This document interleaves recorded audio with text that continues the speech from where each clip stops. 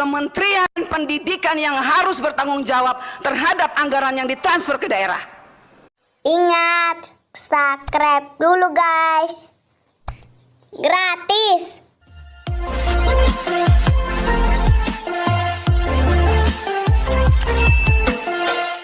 Terima kasih Pak Pimpinan dan Bapak Menteri beserta jajaran yang saya hormati. Saya berharap bahwa dengan tahun yang baru ini kita memiliki komitmen yang baru, komitmen lebih pasti lagi. Kenapa saya katakan begitu Pak Menteri? Karena membaca yang Pak Menteri paparkan tadi bahwa meningkatkan akses layanan pendidikan dengan beberapa sekolah, kemudian terjadi peningkatan partisipasi pendidikan dan lain sebagainya, komitmen menjadi komitmen kementerian. Tetapi minta maaf Pak Menteri, saya ingin mengatakan sekali lagi bahwa seperti yang teman-teman katakan, bahwa apa yang dikatakan oleh Pak Menteri sore hari ini, itu belum semuanya dapat dirasakan oleh kami, khususnya di daerah 3T.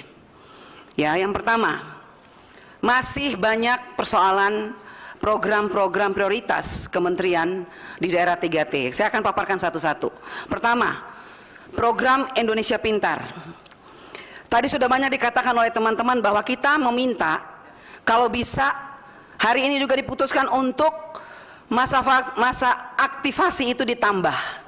Karena apa? Karena satu, ini kesalahan dari kementerian sendiri. Kenapa saya bilang kesalahan kementerian? Karena kementerian tidak melakukan evaluasi atau monitoring terhadap dinas-dinas yang ada di seluruh Indonesia. Makanya dinas-dinas diam. Dinas diam, kepala sekolah diam. Akhirnya kepala sekolah diam, rakyat lari ke kami. Karena kami adalah anggota DPR RI yang memiliki rumah aspirasi rakyat.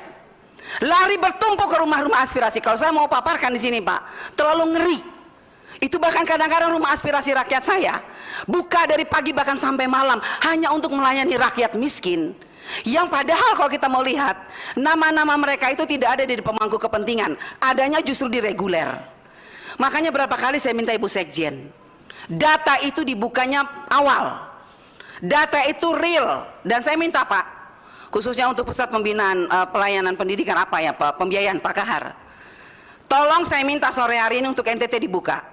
Berapa untuk APBN yang ditransfer ke daerah untuk PIP, berapa yang sudah serap, berapa yang penyalurannya berapa, penyerapannya berapa, dan sampai hari ini yang belum aktivasi itu berapa. Karena saya sebagai wakil rakyat tidak ingin lagi terjadi seperti tahun lalu, 5 miliar ditarik ke kas negara.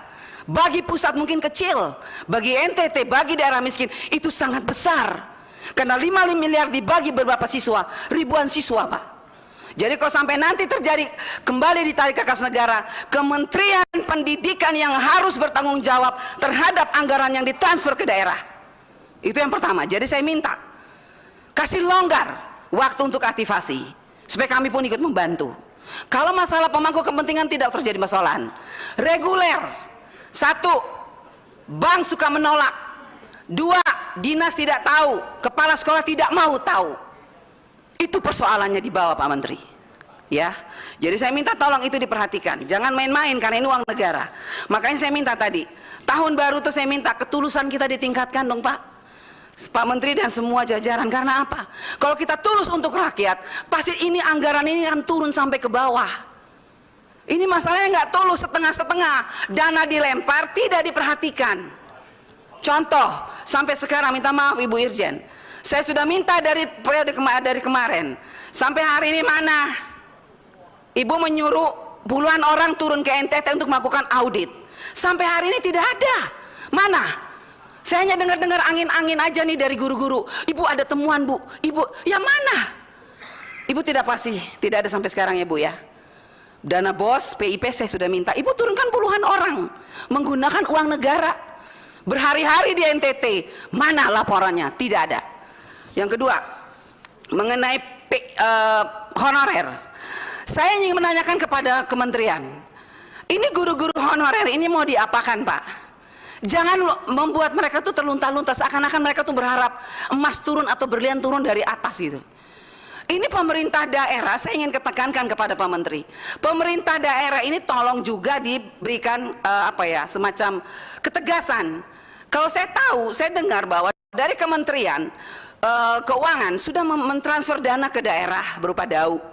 Dan di situ ditulis dana dipergunakan sudah diperhitungkan untuk P3K. Katakanlah 51 miliar misalnya untuk Kabupaten Kupang, sekian miliar untuk provinsi. Tapi ketika provinsi saya datang, gubernur bilang, oh kita sudah pakai. Kita tidak tahu kalau itu loh. Pertanyaan saya untuk Pak Menteri tahu nggak anggaran yang dikirim dari Menteri Keuangan untuk P3K di daerah, tapi dipakai oleh pemerintah daerah? Pertanyaan saya, siapa yang bertanggung jawab terhadap uang ini, Pak? Ini uang diperuntukkan untuk P3K, tapi dipakai oleh Pemda. Yang saya heran, kok kementerian diam? Yang ngurus ini kan Bapak sebagai menteri. Yang ngurus pendidikan P3K ini kan kementerian. Kenapa diam? Nah sekarang saya dengar lagi nih, Pak Menteri, saya sempat baca nih di YouTube, bahwa tidak akan ditransfer dana ke daerah, daunnya ditahan dulu deh kalau pemerintah daerahnya tidak serius. Itu dilakukan apa enggak, Pak? Saya bersyukur tadi Bu Nunung memberikan kepada saya bahwa ada Permenkyu yang baru, bahwa dana tunjangan khusus, dana tunjangan melekat di dalam DAU. Begitu ya Bu, nanti mohon penjelasan. Kalau memang itu terjadi, puji Tuhan, saya sebagai orang Kristen mengucapkan puji syukur. Karena banyak air mata guru-guru yang masih belum selesai, Pak. Kalau memang tunjangan itu melekat di dana DAU, berarti katakan dong kepada rakyat, jelaskan. Dan katakan kepada pemerintah daerah, jangan lagi mempersulit rakyat. Baik. Oke, tunggu Pak Dede sedikit lagi Pak. Ada persoalan ini. Ada juga masalah ini. Apa tadi sudah hilang? Ya, itu tadi Pak. Apa namanya? Ada sekolah-sekolah yang berkeluh kesah, mereka tidak bisa dapat dana BOS karena hanya gara-gara sepele. Mereka lupa menginput surat izin dana BOS. Tahun ini mereka bilang, ibu kami tidak dapat dana BOS, bagaimana kami? Mohon Pak, banyak itu. Terus yang terakhir, kita lihat kemarin ada seorang bocah asli dari Nusa Tenggara Timur, Nono. Bocah cerdas, brilian, dia menang matematika secara internasional, mendunia. Ya, saya rasa inilah kebanggaan kita, walaupun kita daerah terpencil, tapi NTT bisa mengharumkan nama bangsa di tingkat dunia. Pertanyaan saya, apa yang dilakukan oleh Pak Menteri untuk anak ini? Apa yang dilakukan bangsa untuk anak-anak seperti ini? Saya tahu bukan hanya satu orang, mungkin ada banyak. Jadi saya minta kementerian untuk anak-anak yang brilian seperti Nono, yang berasal dari Nusa Tenggara Timur, tolong diberikan tempat untuk mereka, dididik setinggi-tingginya. Kumpulkan mereka yang cerdas-cerdas ini, Pak. Jangan dibiarkan begitu. Saya sedih kalau sampai anak ini begitu brilian mengharumkan nama bangsa di tingkat dunia, tapi tidak mendapat respon atau tidak mendapat apapun dari pemerintah. Baik. Nah, itu aja pimpinan, saya rasa itu, dan sekian dan terima kasih. Ingat, subscribe dulu guys. Gratis.